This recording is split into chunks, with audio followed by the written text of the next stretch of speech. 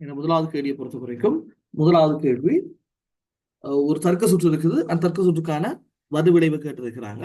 So இந்த கேள்வியை பொறுத்த வரைக்கும் இந்த கேள்வியில் சொல்ல வர ஐடியா என்னென்னால், ஒரு தர்க்க சுற்று தரப்பட்டு அந்த தர்க்க சுற்றுக்கான வறுவிளைவு நேரடியாகவே என்ன செய்யும்னால் அந்த விடையில இருக்கிற மாதிரியான ஸ்டைல் அமைஞ்ச ஒரு கேள்வி தான் இந்த கேள்வி. நாங்கள் இதுல மொத்தமாகவே இந்த சீரீஸ்ல நாங்கள் 50 கேள்விகள் பார்க்க இருக்கிறோம். அந்த 50 கேள்விகளும் ஒரு வித்தியாசமான 50 ஐடியாக்களை உள்ளடக்கினதா தான் இருக்க போகுது. அந்த அடிப்படையில இந்த முதலாவது கேள்வியை பொறுத்த வரைக்கும் இந்த முதலாவது கேள்வி ஒரு தர்க்க சுற்று தரப்பட்டிருக்கும். அந்த தர்க்க சுற்றுக்கான நேரடியான அந்த விட வந்து என்ன செய்ய போகுது இருக்க போகுது, வறுவிலை வந்து நேரடியாக விடையில் இருக்க போகுது. ஸோ இதான் இங்க உள்ள கன்செப்ட். ஸோ அந்த அடிப்படையில் முதலாவது நாங்கள் என்ன செய்வோம் அப்படின்னு சொன்னால், இவருக்குரிய வறுவிலை நாங்கள் இடத்துல காணுவோம், என்ன நடக்குதுன்னு சொல்லி பார்ப்போம். ஸோ இந்த இடத்தை பொறுத்த வரைக்கும் இந்த இடத்துல உண்மையா ஏ பிளஸ் பியினுடைய பார் கிடைச்சிருக்கும். பொதுவாகவே ஓகே ஏ பிளஸ் பி பார் கிடைச்சிருக்கும் பிள்ளைகள். ஸோ இந்த இடத்தை பொறுத்த வரைக்கும் இந்த இடத்துல உங்களுக்கு பிசி என்றது கிடைச்சிருக்கும்.